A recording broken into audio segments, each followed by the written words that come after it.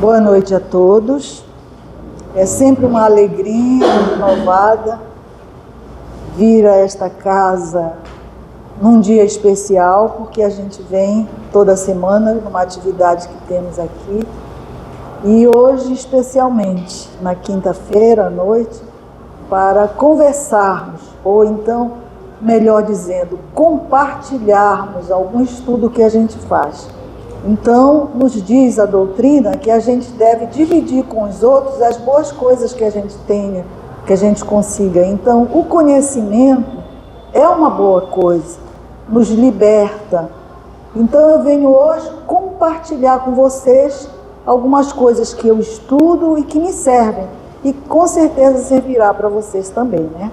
E tivemos o auxílio do Hamilton, que nos sugeriu um tema, e esse tema a gente vai conversar sobre ele.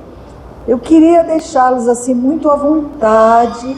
Estamos em família. Tá. Estamos em família e em família a gente se sente à vontade. A gente pode perguntar, a gente pode complementar alguma coisa. A gente se sente, né, tranquilo, sem constrangimento para falar. Então, qualquer um pode levantar a mão assim para não falar todo mundo ao mesmo tempo, né? Aí levanta e a gente, então, concede a palavra. O tema sugerido para a gente conversar hoje, as sutilezas da obsessão. O Hamilton está ali me coadjuvando aqui. As sutilezas da obsessão. E aí eu fui atrás. O que significa sutileza? E aí o dicionário nos diz que é uma extrema delicadeza, uma tenuidade, uma finura, uma delgadeza, alguma coisa delgado, fino. Então, sutilezas da mediunidade. A gente não vai, ou da obsessão. Trabalhando na mediunidade, é mediunidade o tempo todo. Obsessão. Então a gente não vai falar tudo sobre obsessão, mas a gente vai tocar algumas coisas bem tênues, bem sutis da obsessão. Até porque não dá para falar da obsessão em uma hora se falar muito. Até porque a gente não quer só falar, a gente quer também um pouco ouvir vocês, ok? Então, isso aí é o que a gente vai um pouco falar, dessas sutilezas da obsessão. E aí a gente foi ver também o que é a obsessão. Geralmente, no meio espírita, a gente entende a obsessão com outro conceito que a gente vai ver lá na frente. Mas a obsessão, de um modo geral, ela pode ser entendida fora do ambiente espírita. Então a gente encontrou obsessão, motivação irresistível para realizar um ato irracional. Às vezes a pessoa faz alguma coisa de um modo assim tão persistente, mas irracional, e as pessoas dizem, olha só o que ele está fazendo. Então tem pessoas que fazem alguns atos que você olha assim e diz, está fora da razão. Ele está fazendo uma coisa com muita persistência e não se dá conta daquilo, ele é quase maquinalmente. E aí a gente pode chamar de uma compulsão também isso. Ele tem uma vontade, aquela vontade assim persistente de fazer alguma coisa, uma verdadeira compulsão. O meio da gente entender a palavra compulsão, aquelas pessoas que têm compulsão por comer. Vocês já viram aquela pessoa assim à frente de um bom prato, uma mesa ali, e comer, e aí ele está de olho lá, é uma compulsão, ele não consegue parar, e aí ele quer mais, seria uma compulsão. Aqui o exemplo é uma compulsão pelo poder, pessoas que querem usar o poder sobre as outras pessoas, e a gente vê isso muito no meio político, né? Pessoas, às vezes você vê idosas já sem condições, mas ele quer o poder. Nós tivemos recentemente um exemplo do candidato dos Estados Unidos, né, que estava com 82 anos e ainda iniciou para uma reeleição e agora descobriram que ele está bem doente, né, e se ele tivesse continuado e de repente tivesse assumido a presidência, estaria numa situação bem difícil, pela idade, pelo cansaço, mas a gente percebe isso, aquela compulsão, e a gente poderia chamar isso de uma verdadeira obsessão que a pessoa tem, né? Então, motivação irresistível, ele não resiste, é uma coisa irresistível. A outra coisa que a gente poderia entender como obsessão seria apego exagerado a um sentimento ou a uma ideia desarrazoada. Já ouviram falar daquelas pessoas que dizem amar a outra? Uma verdadeira obsessão, então ela não se desprega, ela não deixa a pessoa viver, porque ela fica ali naquela perseguição às vezes, e a gente ouve falar até de assassinatos, de homicídios, né? A pessoa diz que ama demais aquela outra e ela não consegue parar de pensar na pessoa. Então isso aí é uma verdadeira obsessão, é uma compulsão. Ação de molestar com pedidos insistentes, impertinência, perseguição, vexação, que vem nesse mesmo caminho, né? Aquelas pessoas se descontrolam e acabam perseguindo o outro, isso aí seria obsessão também. Agora, pode mudar. No meio espírita, a obsessão a gente poderia ter aqui. Entre os escolhos que apresenta a prática do espiritismo, cumpre se coloque na primeira linha a obsessão. Isto é, o domínio que alguns espíritos logram adquirir sobre certas pessoas. Isso a gente vai encontrar em Allan Kardec, o codificador da doutrina, o livro dos médiuns, no capítulo 23, chamado da obsessão. Então veja, no meio espírita, a gente ouve falar muito da obsessão. E aí entra, por ser no meio espírita, entra a questão dos espíritos. Aí já é um novo componente aí na situação. Lá naquela outra, a gente não estava falando de espíritos, embora a gente vai ver logo mais que eles poderiam estar ali também, porque nós estamos o tempo todo mergulhados nesse mundo invisível, né, que é o mundo espiritual. Então, se alia muito a mediunidade com a obsessão. Isso aí, o próprio Kardec nos alertou para isso.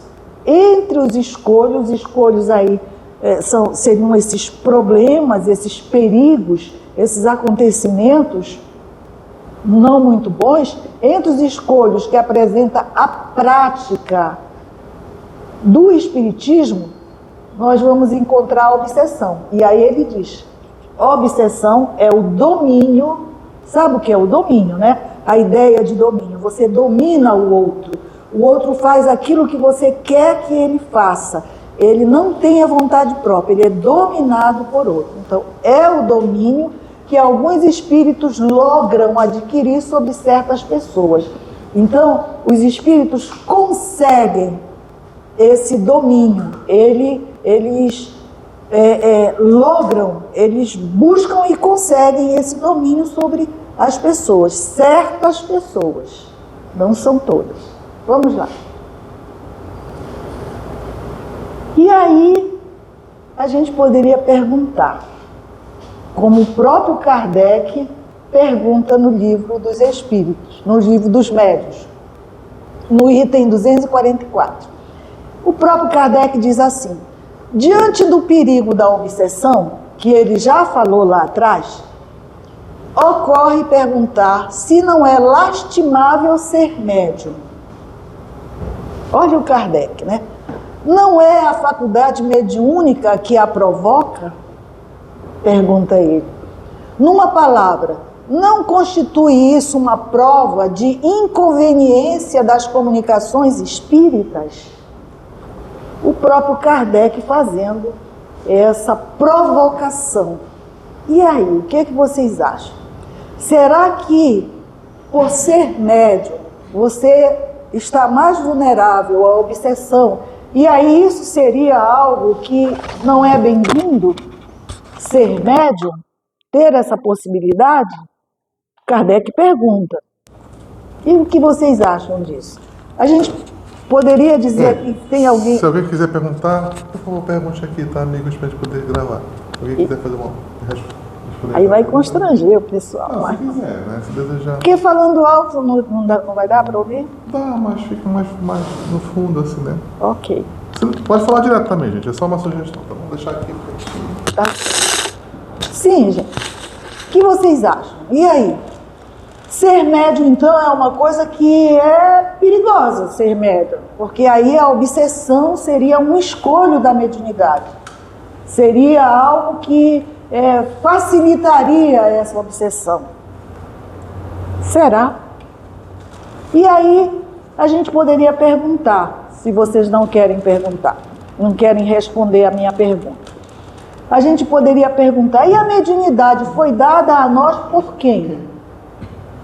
Quem nos deu a mediunidade? O dom da mediunidade, a faculdade mediúnica. Vocês sabem quem foi?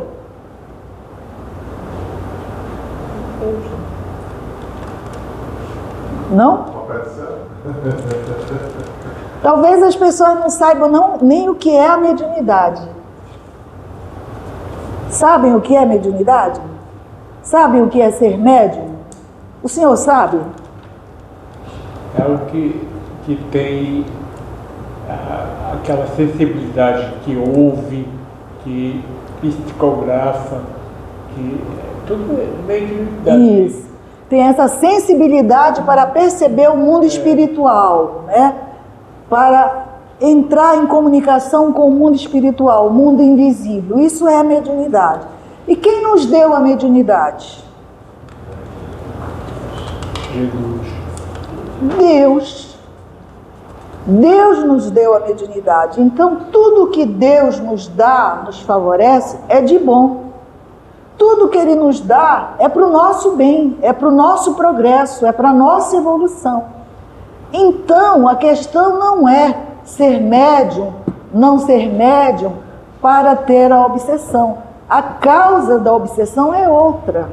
Não é o fato de você ser espírita, não é o fato de você ser um médium, não é o fato de você praticar na doutrina espírita a mediunidade, de colocar a mediunidade a serviço do outro. Não é esse o problema. Esta sensibilidade, ela é maior no médium, mas a gente pode ter pessoas com nem tanto uma sensibilidade patente e que pode ficar obsidiado, pode passar pelo processo da obsessão. Então não é essa a causa. Então a mediunidade é um dom muito favorável à nossa evolução. É um dom dado por Deus. E o Kardec chega a dizer que quase todas as criaturas o possuem. E aí arma-se até uma polêmica, né? Porque se diz, todos somos médios. Mas o Kardec diz lá no texto do Livro dos Médios, no item 159, que raras são as pessoas que dela não têm rudimentos. Então, se tem raras, mas podemos dizer que todos somos médios? Sim, porque quando a gente pensa a questão da nossa imortalidade, todos nós somos médios, porque somos seres imortais. Nós estamos aqui e talvez alguém aqui não tenha nem rudimentos da mediunidade, mas nesta encarnação. Como espírito imortal, aí já não é mais a questão. Ele pode ter vindo sem uma mediunidade ostensiva por uma questão de conveniência para as próprias experiências que ele precisa ter aqui nesta encarnação. Mas como espírito imortal, ele é médium. Ele é médium. Então, a gente sabe que Jesus sempre falava para o espírito e não para aquela entidade que nós somos numa encarnação. Mas ele nos vê como espíritos imortais, com várias experiências. Então, não é. Vamos lá, avançando que a gente vai encontrar. Então vejam, a origem da obsessão. O que a gente poderia dizer? Não é o fato de sermos médiuns, não é o fato de termos uma faculdade mediúnica, não é o fato de termos uma prática mediúnica na casa espírita que nos favorece um processo obsessivo. A origem da obsessão, a obsessão pode surgir devido a diversos fatores como imperfeições morais, hábitos, pensamentos e emoções negativos que atraem espíritos de semelhante natureza. Imperfeições morais. Quem de nós não somos criaturas com imperfeições morais? Alguém se atreve a levantar o dedo? Todos nós. Todos nós ainda estamos a caminho. Estamos começando, acabamos de sair dos mundos primitivos e estamos na segunda categoria do mundo de expiações e provas. E estamos nos preparando aí, não sabemos quanto tempo, para entrar no mundo de regeneração.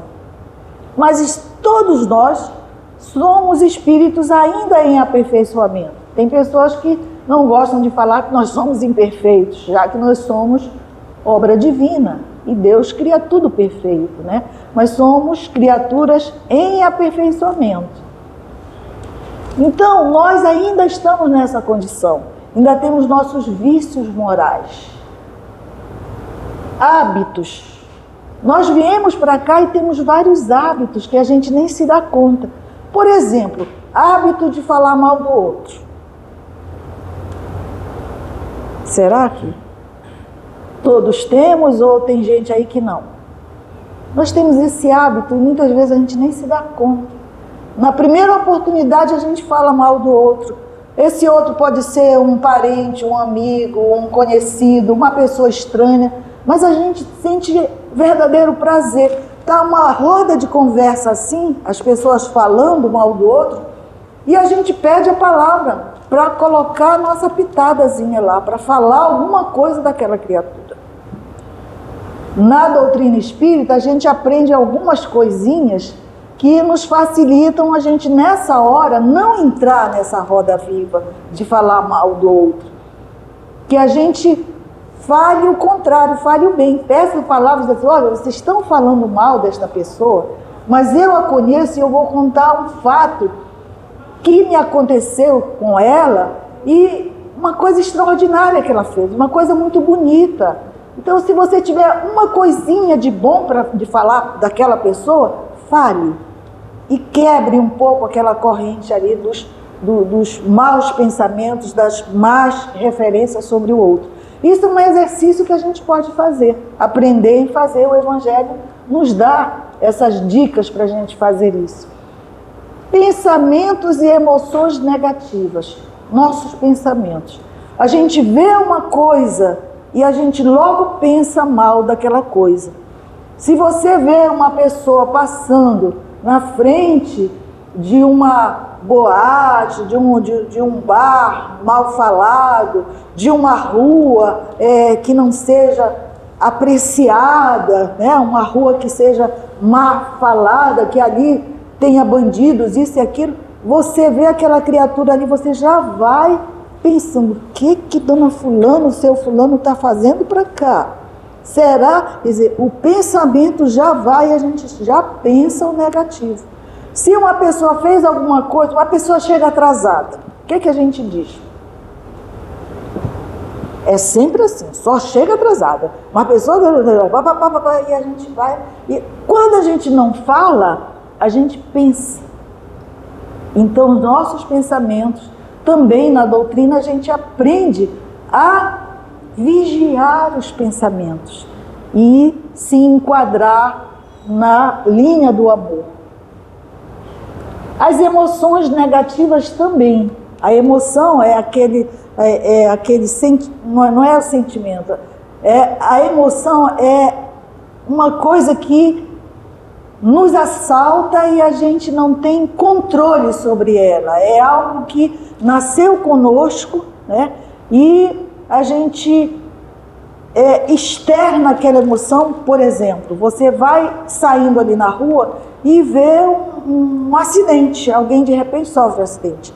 A gente sofre uma emoção ali naquele momento de dó daquela criatura que foi machucada, de pânico por ver alguma coisa, pessoas que não podem ver sangue, e ela sofre aquela emoção sem controle. A gente não tem controle sobre as emoções.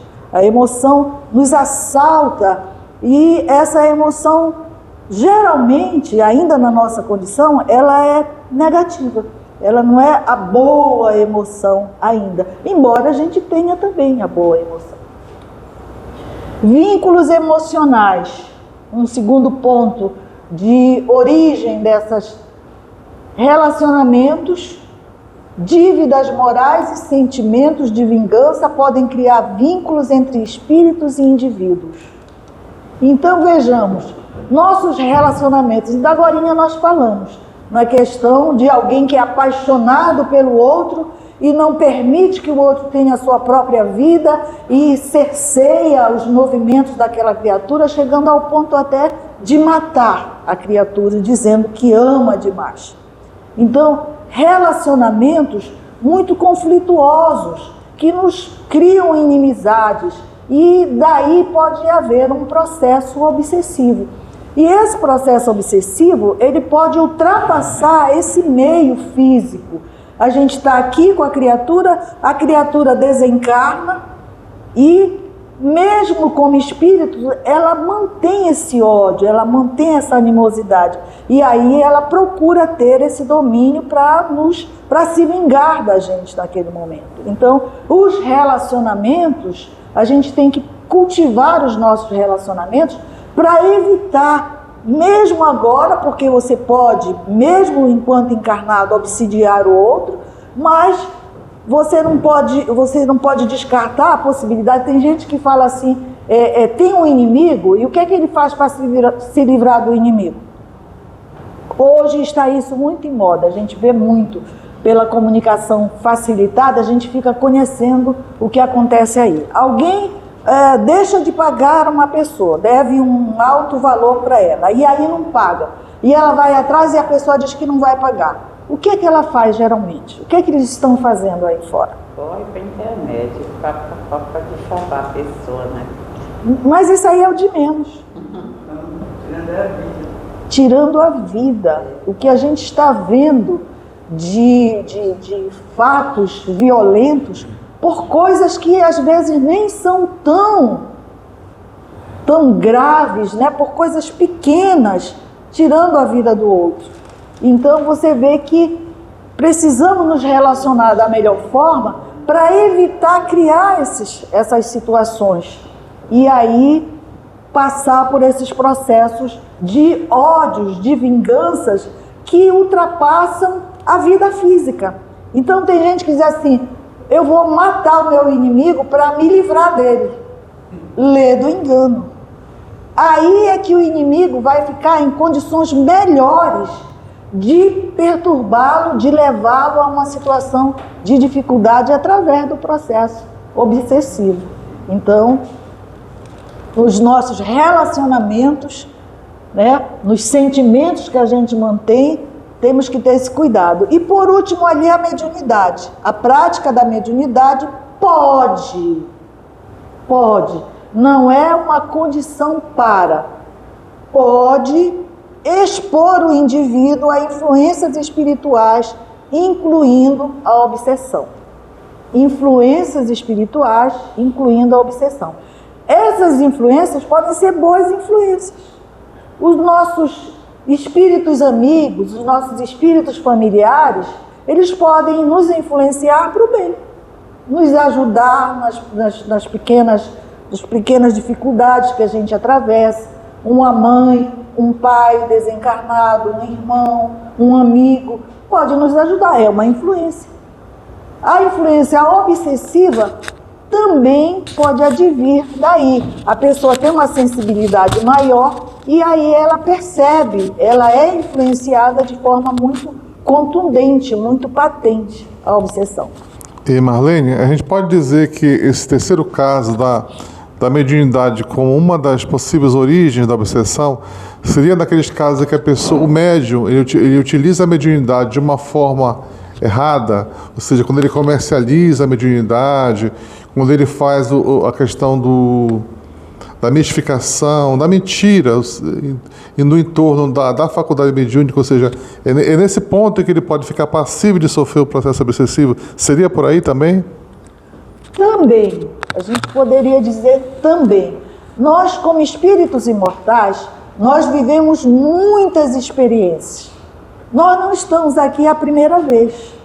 Nós somos hoje, eu, Marlene, Hamilton, Odília, Eliette, Augusto, Guto, e eu não sei o nome de todos, senão citaria de todos. Você vive essa experiência agora, mas nós sabemos já, nossa doutrina espírita nos dá amplo material, nos comprova isso, inclusive através da mediunidade. Nós temos várias experiências na nossa vida e já deixamos lá para trás problemáticas de relacionamentos, de vinganças, de ódios, e esses irmãos nossos podem estar no mundo espiritual e estabelecem esse vínculo e vão nos obsidiar. Nós tivemos agora, inclusive, a desencarnação do Divaldo Franco. Divaldo Franco sempre nos contou dos processos que ele foi submetido. Tinha um espírito vingativo junto dele que trouxe muito problema para ele, e até instigava as pessoas para baterem nele, né? Ele levou tapa, ele foi induzido até a se suicidar, uma vez que ele foi até o mar e não sabia nadar, e foi entrando no mar, foi preciso ser salvo pelo primo que morava com ele, né, o Nilson. Então, ele, com todo o trabalho que ele fazia, com toda a mediunidade a serviço do outro, e ele trazia essas encrencas, como diz o Alberto, né, de reencarnações passadas, e a sensibilidade dele favorecia essa influência, né, tão patente sobre ele, e ele sofreu muito com isso. Então, não só, né, mas aquele que usa sua mediunidade para um fim escuso, ele se expõe muito mais, porque esses relacionamentos que ele trava são de espíritos bem inferiores, de espíritos com essa mesma mentalidade. E aí, qualquer contrariedade, porque geralmente é assim, né? As pessoas de má vida, elas têm amigos, elas têm amores. O problema é que, por elas não se evangelizarem, não se moralizarem, qualquer desavença, qualquer contrariedade, ela se volta de forma violenta contra o outro. Então, a gente sabe que muitos amores terminaram em assassinatos. Antes se amavam e agora se odeiam. Então, a gente sabe que quando a gente se relaciona nesse meio, que não há uma preocupação de moralização, é muito mais fácil de se chegar a um ponto desse de obsessão, né? de vinganças, de ódios, onde as pessoas estabelecem essa cobrança do outro. Mas não só, né? Nós podemos ter uma vida ilibada, mas já deixamos lá atrás coisas que precisam ser revistas. Pelo menos a gente pode ver, quando a gente tem esse conhecimento espírita, a gente já pode ver esse processo como um meio de quitação de débitos, porque você acolhe o obsessor, você mostra para ele que você o ama, que você cometeu aqueles deslizes porque você ignorava, porque você não sabia. Quando a gente não sabe, a gente tem a atenuante dos nossos atos. Se eu não sei que uma coisa provoca a dor no outro, eu faço. Mas à medida que eu vou sabendo que aquilo machuca o outro, eu vou deixando de fazer. Então, você pode ver num processo obsessivo uma coisa de uma providência divina, porque Deus permite, tudo que nos acontece é com a permissão divina. O que não é para passarmos, a experiência que não temos que passar, Deus não nos dá, não nos permite passar por aquilo. A não ser casos muito especiais, quando a gente busca. Não tínhamos que passar, mas com inconsequência a gente busca. Então, eu não tenho que passar por um acidente de moto. Mas aí eu pego uma moto, embriagado, e saio pelo meio da rua costurando, aí não tem jeito, né? Não estava para eu passar por aquela experiência, mas eu busquei, eu procurei, eu fui atrás daquilo, e aí eu passo. Mas não sendo assim, as coisas só vão nos acontecer com a permissão divina. Deus permite quando eu, desarrazoado, faço uma coisa que vai me prejudicar. Deus permite que aconteça para que eu tire dali uma experiência e não o faça mais. Podemos avançar. A gente colocou uma questão ali para ampliar um pouco a nossa conversa, né, sobre a obsessão. Crianças e jovens estão expostos ao perigo da obsessão? Sim ou não? Eu já vi que vocês não querem falar muito. Sim ou não? Sim. Espíritos já tem as coisas lá. Exatamente. Encontro com a pessoa, né? A gente poderia dizer, mas as criancinhas, por que as crianças? Nós, naquela visão de acharmos que temos só essa experiência carnal, que vivemos só esta vida e que não temos uma anterioridade, a gente olha uma criança e pensa que ali é uma criança. E a gente, principalmente se for os pais, né, a gente vai se condoer e dizer, não, Deus não deveria permitir, é uma criança, é um inocente, é alguém que não sabe ainda o que está fazendo, né? Mas nós já sabemos que ali é apenas uma experiência atual, é uma criança agora, mas já foi um adulto, já teve experiências lá atrás, e não só uma, várias experiências, e traz no seu inconsciente todas as experiências, e ele vai ter que trabalhar tudo isso. Agora, também no mundo espiritual, as crianças são tratadas de forma diferenciada. Também a criança, ela tem muita proteção. Ela vem, passa pela experiência, mas a divindade cuida especialmente das crianças.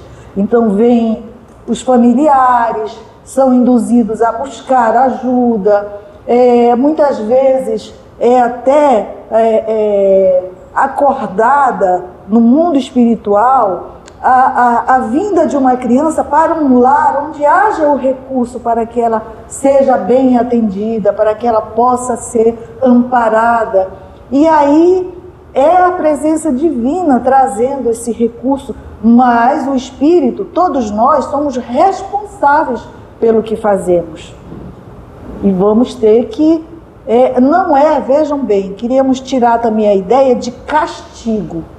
Deus não castiga ninguém. As nossas experiências, elas são educativas.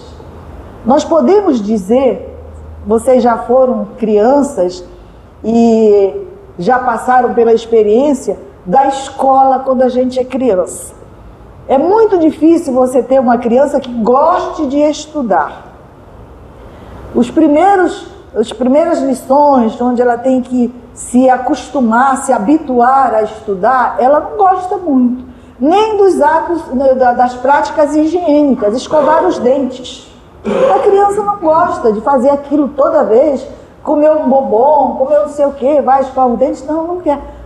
E aí você tem que ir pouco a pouco, criando na criança aquele hábito, né, de fazer, de estudar. Então não é boa a experiência quando você ainda está ali sem conhecer as consequências daquilo. Então, como espíritos, nós também vivemos um período de infância. E muitas vezes a gente não sabe as consequências dos nossos próprios atos. Então a gente reclama da necessidade de criar hábitos em coisas que nos favoreçam. E é por isso que a gente não gosta de procurar o melhor para nós. Então, como espíritos infantis, a gente rejeita, mas aquilo é para o nosso bem. A gente geralmente gosta das boas sensações. Quando a sensação não é boa, a gente não quer, mas ela é necessária, ela faz parte daquele processo de evolução nossa. A dor física, quem é que gosta de sentir dor física? Uma dor de cabeça, uma dor de coluna, uma dor de barriga, alguém gosta? Ninguém gosta. No entanto, a dor é um recurso. Quando você sente a dor, você busca o auxílio médico. Você vai em busca da causa daquela dor. E aí você descobre uma doença que precisa ser olhada, que precisa ser cuidada. Então a dor é um recurso para o seu bem, mas a gente rejeita, a gente não quer. Então essa é a nossa visão, muitas vezes, dos momentos difíceis que a gente tem que passar. Mas cada momento difícil traz uma lição. E quando a gente aprende a encarar dessa forma, a gente diz, se Deus permitiu, se eu estou passando por isso, o que é que eu posso tirar dessa experiência? E aí a gente vai ver que a própria dor, o próprio conflito, a própria obsessão passa a ser uma coisa não tão dolorosa. Você começa a ver ali motivos para aprender mais, para buscar recursos. Então a obsessão espiritual, ela geralmente leva a pessoa à casa espírita. Alguém diz, olha, leva na casa espírita, a pessoa precisa. E aí ela vem, conhece a doutrina espírita. Tem muita gente que veio pela obsessão e hoje é um espírita trabalhador, feliz da vida por ter encontrado a doutrina. Então jovens e crianças passam sim, e é um recurso divino, e é um reajuste do espírito que precisa se melhorar. Tipos de obsessão. Aí é só para didaticamente a gente ter uma ideia, né, da gradação da obsessão. Temos o que chamamos de obsessão simples. Uma coisa simples, a gente tem ideia do que é simples, né? Uma coisa que é fácil de você resolver. Você tem um contratempo simples. O ônibus passou e não parou. Se você tem dinheiro, você chama um aplicativo. Se você não tem, você vai ter que esperar o outro. Isso aí você pode fazer sem grandes problemas. É fácil de resolver, uma coisa simples. Obsessão simples. Diz ali o nosso conteúdo. Um espírito se impõe, perturbando as comunicações e dificultando a vida do médium ou da pessoa afetada. A obsessão simples, você vai percebendo uma mudança em você. Você vai percebendo uma ideia que chega ali, que não era uma ideia sua, e aquela ideia começa, e aí você diz, mas o que será isso? Antes eu não estava, e agora eu estou pensando isso. E aí você, se for um médium, ele talvez comece a sentir essa influência, talvez ele sinta uma presença espiritual próximo a ele, talvez ele fique mais irritado, ele não tem motivo para ele se irritar e agora ele está se irritando. Então ele começa percebendo coisas que estão se modificando ali no dia a dia dele e que isso pode chamar a atenção dele e ele buscar ajuda para isso. Se ele for uma pessoa religiosa, é possível que ele faça uso da oração, é possível que ele faça uso da boa leitura, e tudo isso vai ajudando a sair desse processo, porque o espírito que se aproximou dele começa também a ser beneficiado por essa oração que o envolve. E ele estava com pensamentos de fazer de repente alguma coisa de ruim para aquela criatura, e ele agora já sente um alívio no peito, novos pensamentos na cabeça dele, e ele já começa vendo a pessoa de outra forma. E aí, essa obsessão pode não ir adiante, não passar disso, e o espírito desiste. Ah, deixa para lá, não consegui nada, tentei fazer, vai embora.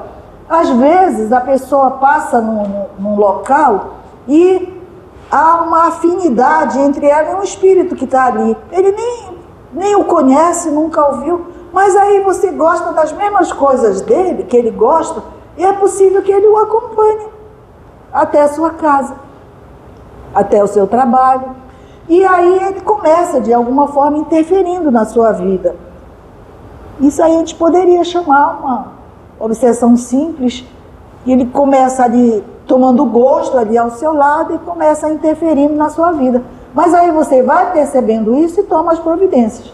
Se você não tomar as providências, isso aí pode se aprofundar. Pode ser que essa identificação do espírito com você vá se avolumando e ele vai se sentindo muito confortável. Por exemplo, você usa um tabagismo, você fuma, e o espírito fumava quando estava no corpo físico e ele sente saudade do fumo. Aí ele se aproxima de você e ele começa emanando a energia ali do cigarro. Para ele se sente confortável e vai acompanhando. A mesma coisa a bebida, a mesma coisa a droga, a mesma coisa a maledicência. E aí, isso aí pode se tornar uma coisa mais profunda. Então a gente pode ver que na obsessão simples, a gente percebe, a gente tem dicas de que está acontecendo alguma coisa de estranho, né? Num outro tipo mais aprofundado de obsessão, chamado fascinação, o espírito obsessor consegue enganar o indivíduo. Na obsessão simples, ele não consegue muito, a pessoa percebe que há uma influência espiritual. Na fascinação, ele consegue enganar, induzindo a pensar e agir de acordo com seus próprios desejos. Então ele começa a enganar a criatura, a fazer ela pensar aquilo que ele está querendo que ela pense.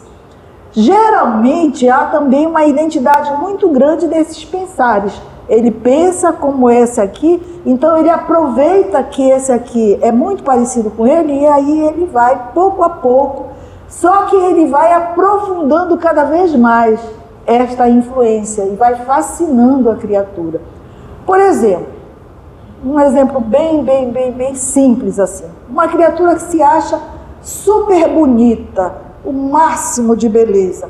E aí aquele espírito, muitas vezes também ele pode querer prejudicar aquela criatura, se sentir de alguma forma tocado, sofreu alguma coisa na mão daquela criatura, é o inimigo seu, ou simplesmente não bateu com a criatura. Já viram pessoas que dizem assim: eu olhei para ele, não bateu com o meu santo não bateu com o dele, você olhou, já não gostou. Então ele pode também, e aí ele vai observar aquela criatura e ver que ela tem como ponto maior na vida dela cultivar a beleza, ser mais belo do que todo mundo, não sei o quê. E aí ele vai, pouco a pouco, se assenhoreando daquela criatura, dando ideias para ela. Que tal se fizesse assim? Você ia ficar mais sedutor, ia ficar mais bonito. E a pessoa vai aceitando aquela ideia, vai aceitando, e ele vai dominando, e vai fazendo ela pensar que aquilo é dela e que ela está fazendo o melhor. Então tem muita gente que fica até ridículo procurando ser belo demais. Então faz um penteado fora do normal, faz uma pintura de cabelo totalmente fora dos padrões, porque ela acha que é a coisa melhor, veste-se com uma roupa que todo mundo olha assim, está ridícula essa roupa, mas ela se acha o fino. E por mais que alguém diga para ela, fulano, olha isso, essa roupa não caiu bem, não, eu estou ótima, eu estou muito bela aqui, as pessoas me olham com admiração, tudo. Então ela está fascinada, ela está sendo levada por aquelas ideias, ali e vai achando que aquilo é dela. Esse tipo de obsessão é muito difícil de você conseguir que a pessoa caia em si, porque ela está iludida. Vocês sabem o que é ilusão, gente? Todos nós que já fomos adolescentes já nos iludimos. Por exemplo, com o amor, com a paixão. Então a gente ficava iludido que fulano gostava da gente, né? Uma ilusão, porque eu sou o amor da vida dele. Eu sou o amor da vida dela. E aí, essa ilusão, e o outro pintando e bordando para lá, e a gente iludiu. Eu aprendi uma coisa, até com uma palestrante amiga, que ela disse o seguinte, ela fez uma palestra e abordou a seguinte questão, de que nós somos iludidos e a gente ainda se aborrece quando alguém tenta nos desiludir. Então eu amo demais uma criatura, e essa criatura pinta e borda e eu não sei, e alguém vem e me diz, fulana, essa criatura não serve para ti, olha, ela faz isso, faz aquilo outro. Eu, não, está querendo me perturbar, não acredito e tal. Lá um dia ela vê. Aí ela fica com raiva daquela outra que desiludiu ela. Então ela estava iludida, alguém tenta desiludir e ela se aborrece com isso. Não dá para entender. A gente, quando está iludido e alguém vem e nos desilude, a gente deveria agradecer. Fulano, que bom, eu estava iludida e agora tu vieste e me desiludiste, que bom.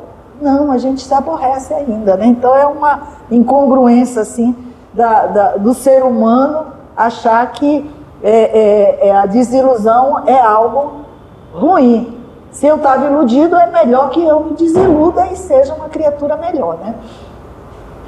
Então, essa é uma forma obsessiva muito difícil de ser curada, porque a própria criatura não aceita. Então, muitas vezes, se tiver alguém com muita ascensão sobre essa pessoa, pode ser que consiga forçá-la a se cuidar, senão ela vai continuar muito tempo ali, vou ter que me apressar. Subjugação. A subjugação é um outro tipo de obsessão, onde a criatura pouco a pouco perde o domínio sobre si e o espírito ganha cada vez mais esse domínio sobre o outro, e então ele faz coisas mesmo sem querer. Então conta nas obras básicas uma criatura que se ajoelhava e confessava o seu amor para uma jovem. Isso aí no meio da rua, no meio de todo mundo, ele fazia isso sem querer, ele era constrangido a fazer. Então, quando a obsessão chega nesse ponto, a pessoa faz, mesmo sabendo que não é uma coisa para ela fazer, mas ela não tem força para reagir e faz. Então, aí ela está dominada pelo espírito. Possessão, a gente colocou até ali um pouco só para fazer a referência, é como se falava no lugar da subjugação. Então se dizia ter a obsessão simples, a fascinação e a possessão. Mas a possessão era dito para o espírito obsessor controla completamente o corpo e a mente do indivíduo. Então isso aí é que se chamava possessão, quando a pessoa era totalmente controlada. Hoje a gente já sabe que ninguém pode nos controlar plenamente se a gente reagir. Porque nós somos donos do nosso corpo, nós somos donos de nós. Então é preciso, claro, um esforço grande, porque nós temos que ter esse. Então, colocar um espírito com essa possibilidade só quando a gente oferece essa condição. Então a gente temos como reagir, embora seja bem difícil, né? Mas tem como. Vamos lá. Marlene, só uma perguntinha sobre a obsessão, a possessão, melhor dizendo, que é um dos aspectos que o cinema, os filmes exploram muito, não é? O que está presente nesses filmes de terror, que envolve a possessão, que é irreal, segundo a abordagem do espiritismo? Olha, eu nem gosto, nunca gostei de ver desses filmes, né? que eles fazem, como é que dizem, o processo que a Igreja Católica faz. O exorcismo. Exorcismo, exatamente. Tem até o filme do Exorcista, né? Então, eles mostram a coisa assim, como a pessoa ali não tem saída, né? Ela está totalmente dominada e tem que fazer aqueles processos que eu não conheço detalhes, eu poderias até colocar aí, porque eu não entro nessa seara aí, sabe? A questão que a gente tem é que nós somos donos do nosso corpo, nós somos uma individualidade, nós temos Deus como nosso Pai e ninguém tem esse poder ilimitado sobre o outro. Diga. A questão da possessão é muito interessante porque nas reuniões mediúnicas, né, nos estudos em geral, quando a gente fala possessão... Então, a questão da possessão, eu acho um tema fascinante, né? Por questão de estudo. Então, foi uma coisa que sempre me chamou a atenção. E a gente sempre ouve que o espírito, estou levando para o lado mediúnico, ok? Que o espírito, a pessoa quando está nessa fase de possessão, ou seja, seria uma progressão da subjugação, é como se o espírito, entre aspas, entrasse no corpo do outro. Então a gente sabe que entrar não pode entrar. Porém, nós temos, por exemplo, na Gênese, é muito bem explicado, Kardec cita assim, a possessão como um fato. É só a gente ir lá na Gênesis, depois eu até posso ver o capítulo e passar aí depois para as pessoas que... Porque às vezes é tanta coisa que a gente lê, né, Marlene, que a gente às vezes passa batido. Então, Kardec cita a possessão. Kardec fala, sim, que é uma exacerbação da subjugação, e o espírito, às vezes, temporariamente, pode, ele usa uma palavra lá que eu não lembro exatamente, mas que ele pode, sim, apossar-se da vítima. Tá? E ele explica muito bem isso daí. E cita, inclusive, aqueles obsediados, né, que, entre aspas, entravam no corpo da pessoa e a pessoa ficava com aquelas coisas, aqueles faces de agressão, etc. e tal. E também a gente vai ver possessão muito citada em algumas obras do André Luiz. Eu até lembrei aqui você falando, nos Domingos da Mediunidade tem um capítulo só sobre possessão. Muito interessante. Se você for ver as revistas espíritas, também tem coisa de possessão lá. E se você for ver, se eu não estou enganado, em obras póstumas, tem umas citações. Mais interessante ainda que Kardec, lá na Gênese, fala que a possessão, nessas palavras ele fala, só que com outras, né? Que a possessão nem sempre é ruim. Aí eu pasmei, né? Que a possessão às vezes pode ser boa, que um espírito amigo, como que ele... aí eu estou trazendo para minha mente, eu é que estou falando agora dessa outro exemplo, tá? Certo? Não sei se o Divaldo, quando recebe o doutor Bezerra de Menezes, teria um caso. Interrogação, não sei. Mas que ele fala lá, que a possessão nem sempre é ruim, fala, está lá na Gênese. E também eu pego aqui para vocês, nos Domingos da Mediunidade, tem um capítulo escrito assim, possessão, está bem lá explicado. E tem também, se eu não estou enganada, ali no... Missionários da Luz, um caso que o André Luiz, ele sempre vai com os coordenadores. Cada livro é um tipo de coordenador, é um tipo de amigo que o instrui, certo? Então, é o Alexandre que fala de um caso de uma moça nessa questão da possessão. Muito interessante. Até para a gente tirar, Marlene, essa ideia, é possessão, coisa do diabo, não. A gente tem que conhecer. A gente conhecendo, a gente vai cada vez mais entender essas questões. Então, eu acho interessante a gente dar uma lidinha nesses aspectos. Nós não enfatizamos aí porque hoje a gente veio ver as sutilezas, né? E aí a gente não quis entrar muito aí nesse mérito. O tratamento da obsessão envolve reforma moral, fluidoterapia, a desobsessão. Na casa espírita a gente tem, né, as reuniões de desobsessão e o estudo, a prece e a meditação. Então a reforma moral é o ponto alto. Quando a gente se reforma, quando a gente faz esse processo de renovação, a gente desvincula essas entidades, né? E a gente falou do caso do Divaldo. Ele passou muitos anos com essa entidade próximo a ele, fazendo e acontecendo. Auxiliando os dois, porque depois ele vem pedir um auxílio para o Divaldo, né, para receber lá a mãe dele, né, e o Divaldo recebe. Então é todo um processo que precisava acontecer, né. Vamos lá, eu queria, tá em cima da hora, eu queria ver um pouco, o tratamento, a reforma eu queria colocar como ponto alto, né. É que eu achei essa mensagem exatamente com o nome do nosso tema e eu não queria deixar passar. Essa mensagem, Sutilezas da Obsessão, diz o seguinte. Deixa eu ir para esse lado, para facilita mais. Diz assim: somos envolvidos a cada hora e momento por influências espirituais. Cada influência encontra ou não ressonância nos encarnados, de acordo com a acolhida mental que é ou não ofertada a espíritos cobradores. Então vejam, está sempre em nós. Podemos ou não, podemos ofertar ou não. Então não dá nem para acusar o obsessor, né? De forma como a gente costuma colocar sempre no outro, né? A causa. Nós somos envolvidos pelas influências espirituais. A gente está aqui sendo influenciado. Nós nos influenciamos, eu influencio vocês, vocês me influenciam, e espíritos desencarnados também nos influenciam aqui, os bons e aqueles não tão bons, né? Muito semelhantes a nós, porque nós ainda não somos bons. Mas os bons espíritos conseguem, em algum momento, um acesso a nós e nos estimulam a fazer boas coisas.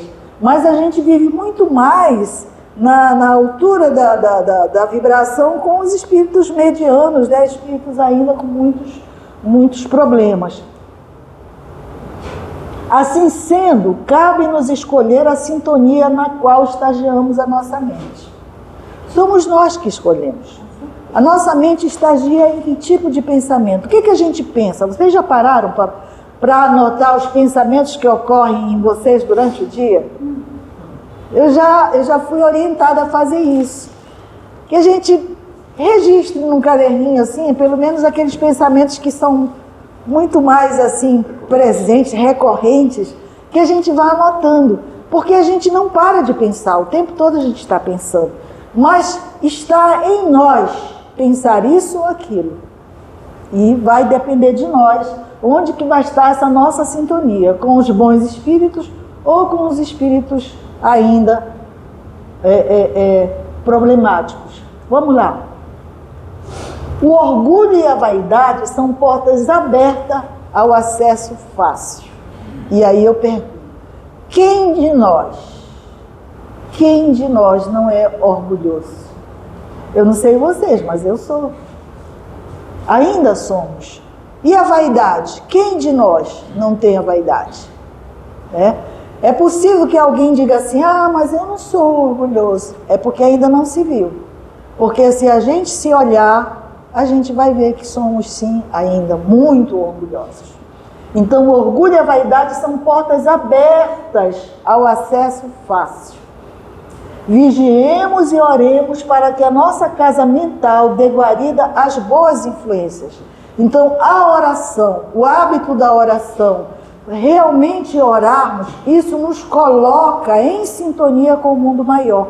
Então é um bom hábito, precisamos ter esse hábito. Vai ser hábito até a gente atingir aquele estágio maior, onde isso já vai ser uma prática natural da gente. Mas por enquanto a gente precisa estabelecer para nós esses momentos da boa leitura, do bom filme, né? da boa conversa. Tudo isso vai nos levar a uma sintonia com espíritos melhores. E aí a gente vai ter um bem-estar na nossa vida, de um modo geral. E quando houver uma influência que a gente percebe que não é a melhor, a gente recorre à oração, a gente recorre a uma página, a gente busca o auxílio e sai daquela sintonia.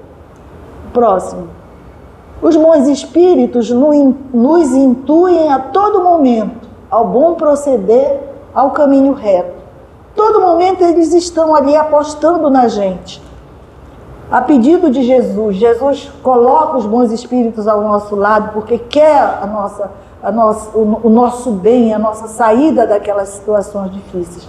Então, o tempo todo a gente tem, todas as vezes que a gente coloca a nossa mente no bem, a gente tem esses espíritos amigos que nos intuem para as boas coisas.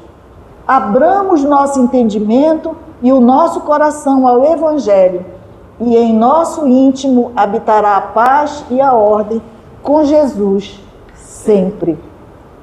Essa mensagem é atribuída ao espírito João Espanhol, psicografia de Hélio Ribeiro Loureiro, em 8 de fevereiro de 25, num evento feito pelo Raul Teixeira.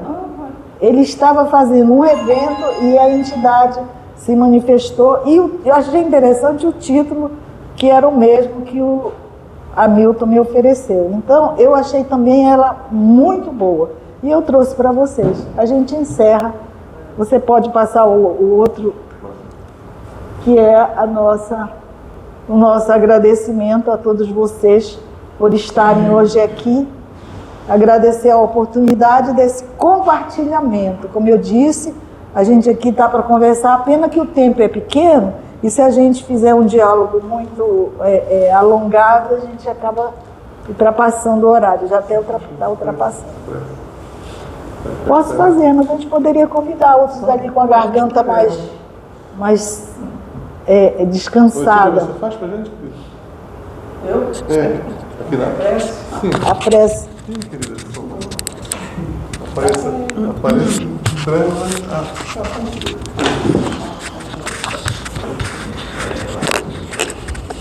Que possamos, então, unir os nossos pensamentos em Jesus, o nosso Mestre querido, agradecendo pela oportunidade de estarmos nesta noite aqui presentes, refletindo sobre a nossa vivência, sobre a nossa relação com o mundo espiritual.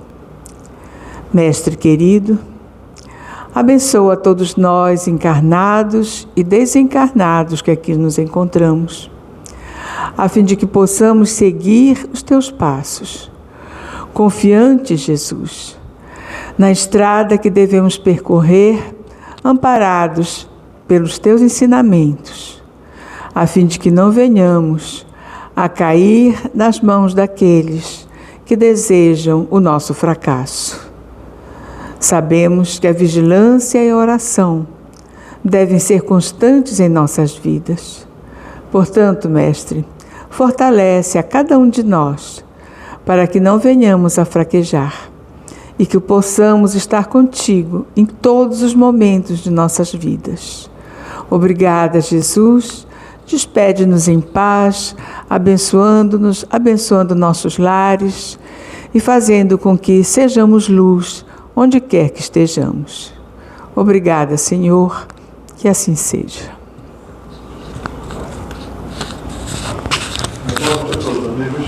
Boa noite.